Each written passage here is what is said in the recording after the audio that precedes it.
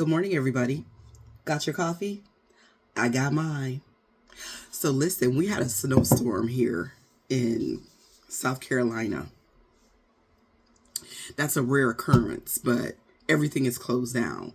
And even though it's just a couple of inches of snow, um, when it snows here, those times when it happens, you have to close everything down because the roads become treacherous very quickly. Because unlike my home state of Michigan, the roads here in South Carolina ain't built for this. They just are not. Neither are the drivers, mind you. Here in South Carolina, they can barely drive on in the rain on wet roads. These people cannot drive. That's just the truth. You know.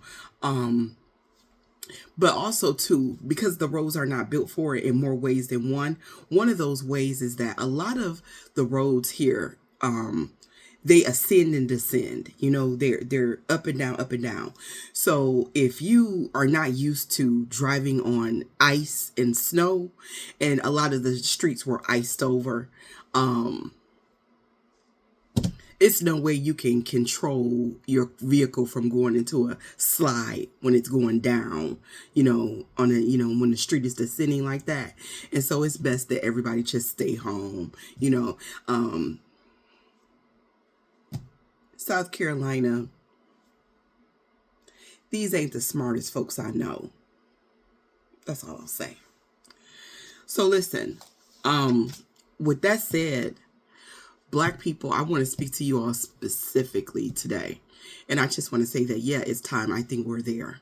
I have had some sisters suggested to me, and I was thinking about it. I said, I don't know if this is really how I want to live my life, but I think that we're there because this administration is wasting no time. They're kicking right into cruelty. And the things that I am hearing in underground forums has me very, very, very concerned. Brown people especially ought to be really concerned right now based on what I'm hearing. And that's as far into it as I'm going to go because I have to give my energy to the health, safety, and well-being of my own community. Right now, because that's all I got. And Black people, be prepared for, depending on where you are and what the immigrant population where you are looks like. Like, say, if it's Haitian, you got a lot of Haitian people where you live, be prepared for you to be asked for your papers. And that's basically just, them stopping you and asking you where what your ID is, because we know that there are certain things that only U.S. citizens can get. Be prepared for intrusive questions. That's coming. Be prepared also to, I've said it in the past before, and I'll say it again. They're gonna get rid of those body cameras. Mark my words on that. They're going to get rid of body cams. Depending on what state you live in, they may not be as quick to do it, but in these red states, look for that. Anything that can hold police officers accountable for the crimes that they commit against Black people, look for them to do away with. And so, yeah, I think that it is time for Black people to really consider wearing body cameras. I have one in my cart. I'm not going to, purchase it until I come back from my little weekend holiday. And then, after I pay for all that, then I'll come back and buy that. And when I get it, when it comes, I'm going to do a video so I can show you what it is, why I chose that one, because I did a lot of research on it. And when it comes to things like that, it's certain things that I want. Like, I want something to be able to play back on my phone. I can play it back and watch it immediately, but I don't want it to be, like some deck of card size thing hanging around me or off me. I don't want to go out like that every time I go out. I barely want to use this small one. But we're talking about the health and safety and well-being of Black people. And also, too, anything in your car that can record, that has recording, visual and audio capability, should be going, recording, if ever you are stopped by the police. You can't be lax in that. You know when the police stop you, when those blue lights go off, you know how it takes them a minute because they want you to feel it, you know, all that anxiety and stress. So it takes them a cool minute to get out of the vehicle. They be doing the most in their car. And while they're doing the most, you need to be doing the most. Start pushing record on everything. Record them. Record them.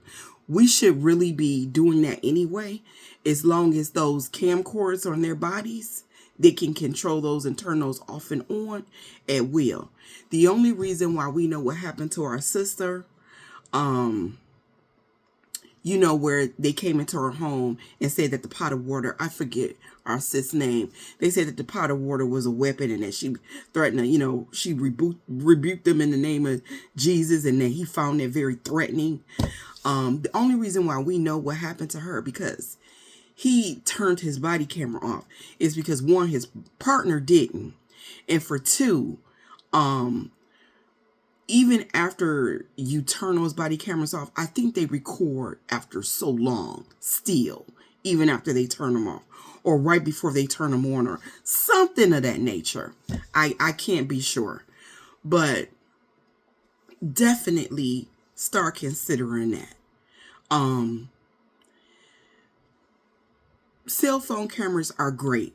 They're good in a moment's notice, but you know how they do. You know how they do. What happened before you turned the cell phone camera on?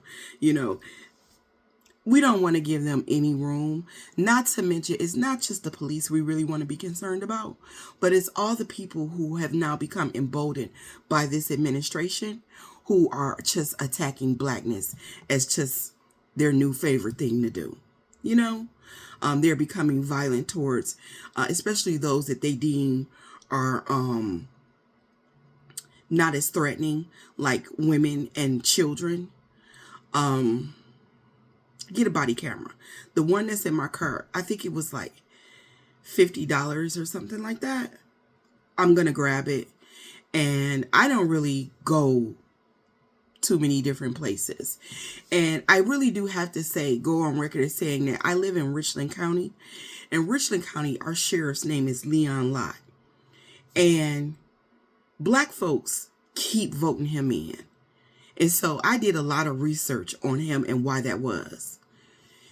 I have to say, Sheriff Leon Lott he comes across as a very capable, compassionate humanitarian. And so I see why so many people, black people in our community, keep voting this man in. He's been the sheriff for the longest. And his leadership, that department is a direct reflection of his leadership, because you don't hear too many instances. I've never heard an instance, I'm not saying it's never happened, where, you know, black people have said that they were brutalized by this department. And this is a red state. And I'm not saying that it doesn't happen in, you know, neighboring cities as close as Lexington, because Lexington is very racist. Every time I go to Lexington, there's always something I got to deal with, you know, when it comes to race, you know.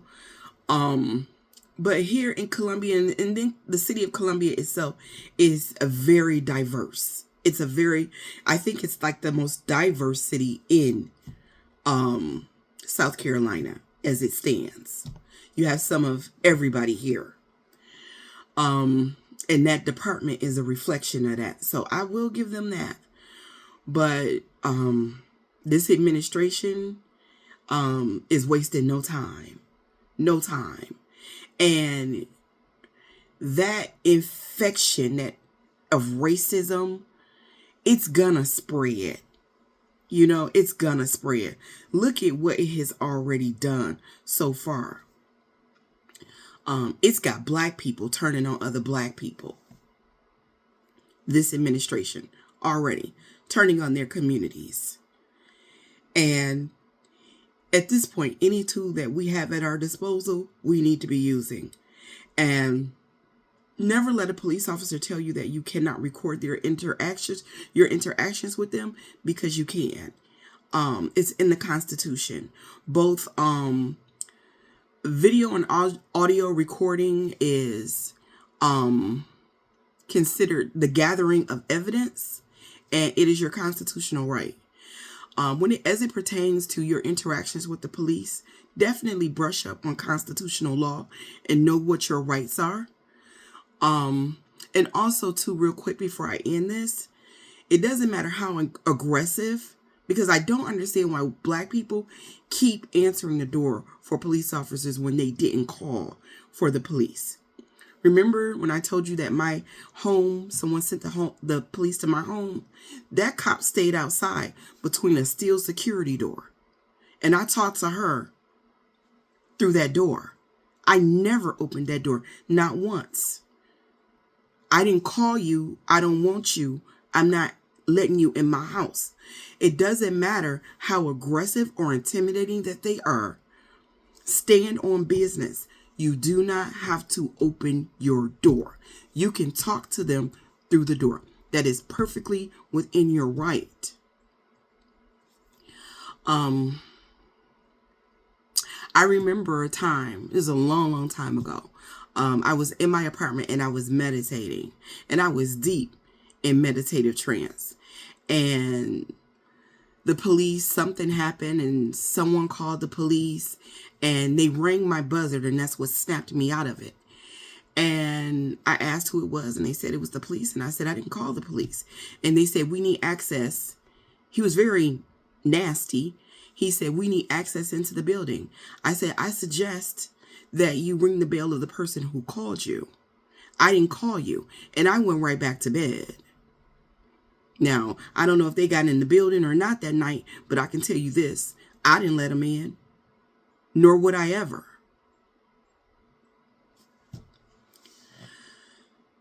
Be safe out there. I love you. And y'all have a good day. And remember, do something nice for somebody. It'll make you feel better about everything.